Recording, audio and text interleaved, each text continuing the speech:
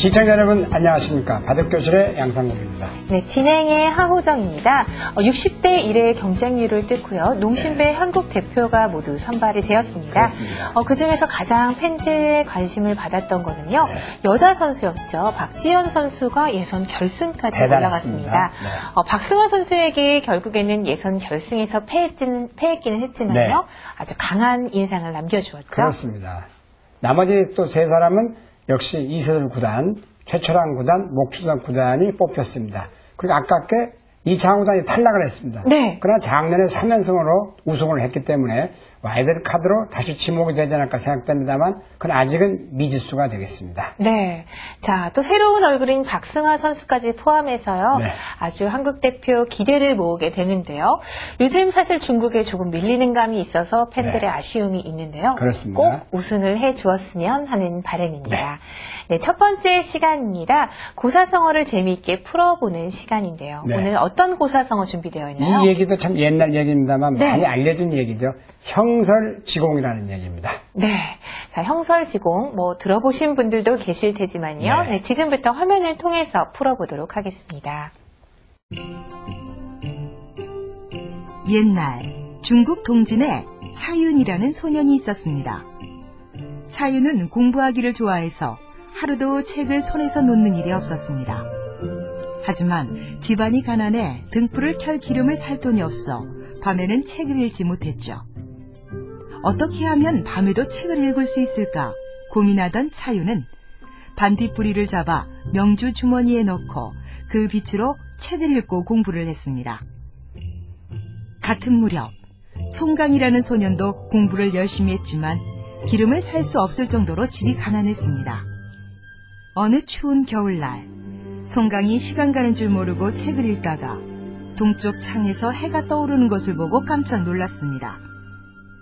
등불이 없었는데 밤새 어떻게 책을 읽을 수 있었을까 하고 밖을 보았는데 밖에 소복히 쌓여있던 눈에 빛이 반사돼서 책을 읽을 수 있었던 거예요.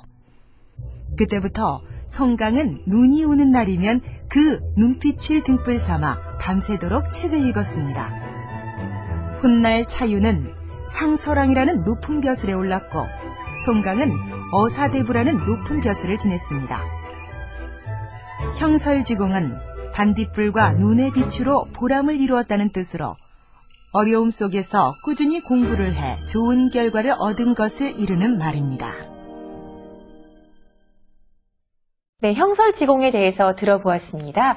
바둑과 관련해서 좀 얘기를 해주시면요. 네, 그야말로 네. 옛날에는 어려워가지고 그냥 반딧불, 그야말로 눈빛으로도 공부를 해가지고 크게 된 사람들을 얘기하는 건데요. 바둑에서도 실제 환경을 따지지 않고 열심히 자기만 노력한다면 요즘엔 특히 인터넷이 있기 때문에 그 기본을 다 입수해서 완벽하게 공부만 하루 10시간 이상 한다면 금방 실력도 부쩍부쩍 늘고 세계적으로도 스타가 될 수 있지 않을까 이렇게 생각해봅니다. 그렇습니다. 환경을 탓하면 안 되겠어요. 네. 요즘에는 정말 최신 기보, 또 인터넷으로 바둑도 들 수 있고요. 그렇죠. 네, 환경이 정말 그만큼 좋으니까 더욱더 바둑 공부를 하기에는 좋은 여건인 것 같습니다. 그렇습니다. 자, 이어지는 시간입니다. 네, 바둑에 관한 본격적인 기술을 배워보는 시간이죠. 바둑 입문 시간입니다.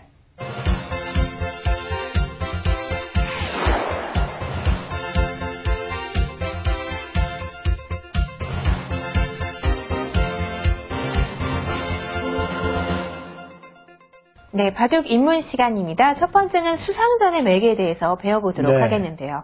수상전의 의미에 대해서 다시 한번 그렇습니다. 해주시면요. 수상이라는 건 수를 서로 한 수 한 수씩 조여가지고 누가 먼저 빨리 이기느냐 이런 건데요. 대개 보면 아마추어 바둑에서는 한 수 때문에 졌다, 한 수 모자라 졌다 이런 말을 많이 합니다. 네. 다이긴 바둑 졌다는 얘기도 많이 하는데요. 다이긴 바둑 졌다, 그걸 패자 유구문이라고 하죠. 일단 진 사람은 말이 없어야 됩니다. 핑계는 안 되죠. 그래서 항상 어떻게 수를 조여가느냐가 오늘도 숙제가 되겠습니다. 네, 그렇습니다. 역시 문제를 통해서 보는 게 가장 쉬울 텐데요. 네, 지금부터 함께 풀어보도록 하겠습니다. 네, 첫 문제인데 보세요. 네. 이 문제가 이제 수상전의 맥이라는 게 이건데요.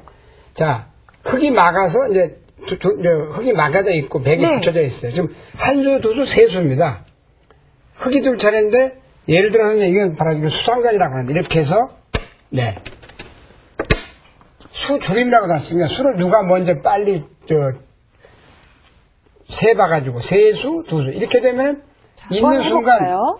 막아도 이렇게 해서 자, 한번. 바로 해보나 마나 벌써 이렇게 이 정도는 두어도- 수를 셀 줄 알아야 됩니다. 네. 이런 수를 센다고 그러는데요. 자, 여기는 누가 봐도 이렇게 되면 있는 순간 한 수, 두 수, 세 수, 네 수가 되고 한 수, 두 수, 세 수니까.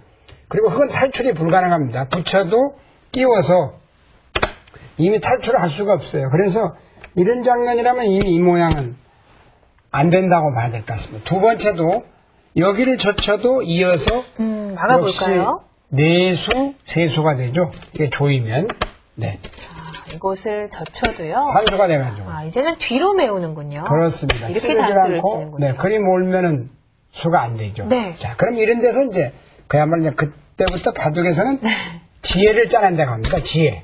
생각을 한다는 얘기죠. 그래서 이렇게도 안 되고 이렇게도 안 되고 막아도 안 됩니다. 왜냐하면 이어주면 내수가 됩니다.